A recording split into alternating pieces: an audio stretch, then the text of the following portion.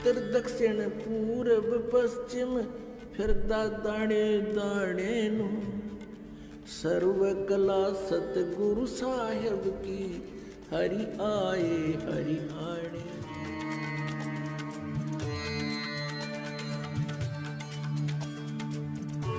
उसने सोचा अगर ये सच्चाई का पता लग गया तो ये सब भाग जाएंगे।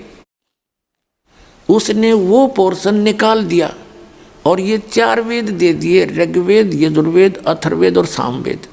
वो 5वां वेद जो सूक्ष्म वेद था वो इसने नष्ट कर दिया। उसकी पूर्ति करने के लिए परमेश्वर ने, अल्लाह अकबर ने स्वयं सह शरीर आना पड़ता है। वेद क्या है? वेदों को उस पूर्ण परमात्मा ने, अल्लाह अकबर ने इस वेद ज्ञान दाता जिसको सरपुरुष कहा है, गीता अध्याय नंबर 15 के श्लोक नंबर 16-17 में 3 पुरुष बताए, सरपुरुष, अक्षर पुरुष और इनसे न्यारा कोई उत्तम पुरुष वो परम अक्षर पुरुष, गीता अध्याय नंबर 8 के श्लोक नंबर 3 में कहा है। उस पूर्ण परमात्मा ने सरपुरुष इस ब्रह्म के अंतःकरण में, जैसे एक मोबाइल से दूसरे मोबाइल में फिल्म की फिल्म फैक्स हो जाती है, उसमें डाउनलोड हो जाती है बगैर किसी वायर के, इस प्रकार उस परमात्मा ने अपने उस यथार्थ ज्ञान को इस ब्रह्म के अंतःकरण में डाल दिया, फैक्स कर दिया। इसने फिर उसको अपने श्वासों के द्वारा बाहर प्रकट कर दिया। अब जैसे ये इंटरनेट से फिल्म आती हैं और हम कंप्यूटर में लोड कर लेते हैं, कोई वायर भी नहीं होती, वहाँ से वहाँ तक आने की एक छतरी होती है, इंटरनेट का सिस्टम लगा, तो वहाँ से उसने कैच कर लिया और आके हमने अपने कंप्यूटर से बाहर डाउनलोड कर लिया। तो उस काल भगवान के, सरपुरुष के, गीता ज्ञान दाता के, वेद ज्ञान दाता के अंतःकरण में परमात्मा ने वो सारा कंप्लीट स्पिरिचुअल नॉलेज फैक्स कर दिया था। अब ये काल है धोखेबाज है, ये सच्चाई किसी को बताता नहीं, किसी के सामने नहीं आता। इसने प्रतिज्ञा कर रखी है कि सामने आ जा, इसकी पोल खुल जाए, कैसा रेम वाला है। गीता अध्याय नंबर 7 के श्लोक नंबर 24 और 25 में कहता है कि मैं अपनी योग माया से अर्जुन छुपा रहता हूँ, मैं किसी के समक्ष नहीं आता। तो तब भी आज तक इन गीता पढ़ने वाले और अनुवाद करने वाले और पढ़ाने वाले इन गुरुओं की आंखें नहीं खुली कि श्री कृष्ण तो सामने खड़ा था, वो ये कैसे कह रहा कि मैं अपनी योग माया से छुपा रहता हूँ। वो तो उसमें जो बोल रहा था वो काल बोल रहा था प्रेत की तरह प्रवेश करके, और उसने प्रतिज्ञा कर रही है कि मैं कभी किसी के सामने नहीं आऊँगा, ये मेरा अनुत्तम घटिया अटल यानी अवैध नियम है।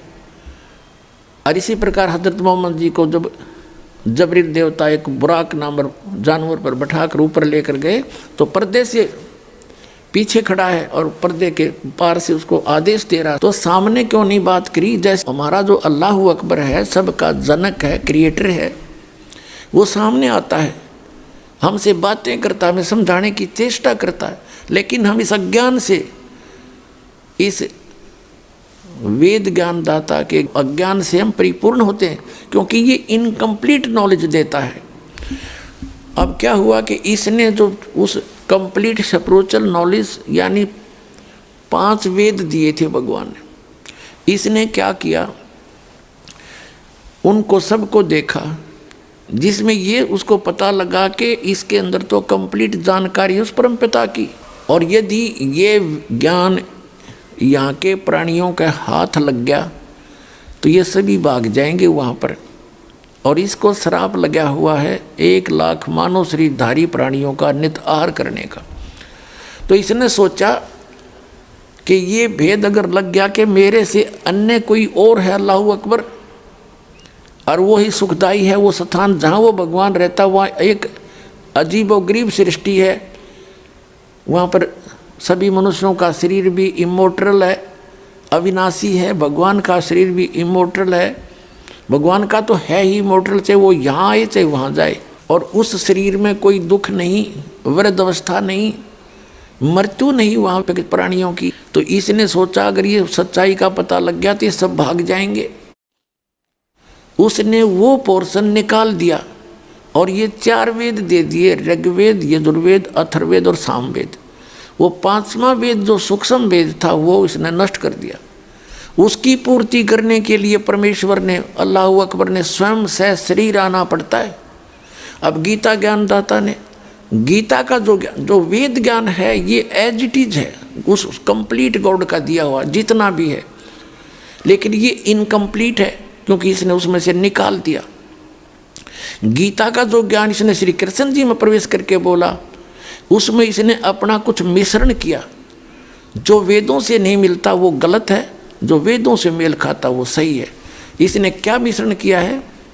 तीसरे अध्याय के 8 और 9 मंत्र में क्या कहा है? वैसे तो श्लोक नंबर 3 से शुरू हो जाता है तीसरे अध्याय का, कि अर्जुन ये था वेद ज्ञान, यदि तू कर्म सन्यासी हो गया, यानी हठ योग करके एक स्थान पर समाधिस्थ होकर बैठ कर साधना करने लग गया, या घर छोड़ कर गुफा में बैठ गया, तो तेरा निर्वाह कैसे चलेगा? काम भी कर, कर्म योगी बन और भक्ति कर। ये तो वेद ज्ञान है, क्योंकि यजुर्वेद अध्याय नंबर 40 के श्लोक नंबर 15 में कहा है, ओम कर्तु समर कल्बे समर कर्तुम समर। ओम नाम का जाप काम करते करते सिमरण करो, विशेष कसक के साथ सिमरण करो, मनुष्य जीवन का उत्तम प्रथम कर्तव्य जान के सिमरण करो। तो ऐसे ही सुख संवेद में लिखा है, नाम उठत नाम बैठत नाम सोत जागबे, नाम खाते नाम पीते नाम सेती लागबे। तो सुख संवेद से और वेद से जो ज्ञान मिलता गीता जी का वो सही है।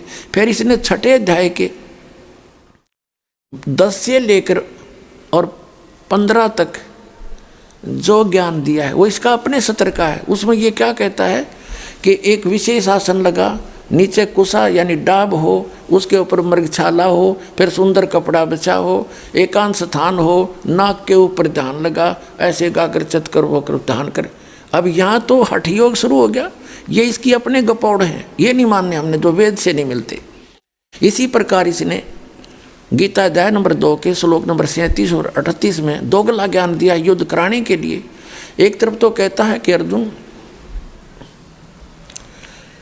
कि तू लाभ और हानि भूल जा और निस्वार्थ भाव से युद्ध कर ले।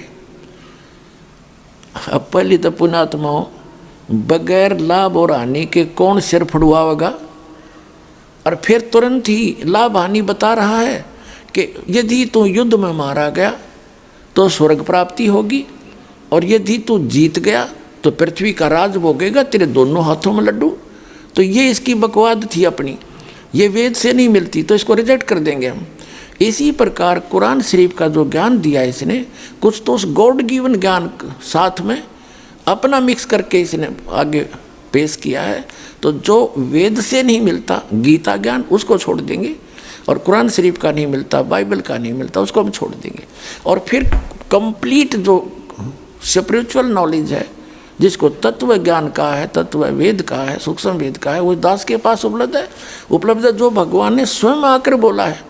ऋग्वेद मंडल नंबर 9 सूक्त नंबर 86 मंत्र 26 और 27 में, ऋग्वेद मंडल नंबर 9 सूक्त 82 मंत्र 1, 2, 3 में, ऋग्वेद मंडल नंबर 9 सूक्त 94 यानी 94 के मंत्र 1 में, ऋग्वेद मंडल नंबर 9 सूक्त 95 के मंत्र 2 में, ऋग्वेद मंडल नंबर 96 के मंत्र 16 से लेकर 20 में, ऋग्वेद मंडल नंबर 9 सूक्त 20 मंत्र 1 में, ऋग्वेद मंडल नंबर 9 सूक्त 54 के मंत्र नंबर 3 में, ऋग्वेद मंडल नंबर 9 सूक्त नंबर 1 मंत्र 8 और 9 में वेद ज्ञानदाता स्पष्ट कर रहा है कि वो परमात्मा ऊपर के लोकों में रहता है और मनुष्य दृश्य है, और वहाँ से सह शरीर आकर के अच्छी आत्माओं को मिलता है, उनको उपदेश देता है, यथार्थ ज्ञान देता है। वो कवियों की तरह आचरण करता हुआ घूमता है, अपने मुख से वाणी बोल बोल कर सुनाता है। तो वो तत्व ज्ञान उस परमपिता परमात्मा ने स्वयं आकर बोला है, और उसको चौथे अध्याय के जो 32वें श्लोक में गीता जी में कहा है कि वो सच्चिदानंद घन ब्रह्म की वाणी में विस्तार के साथ कहा गया है।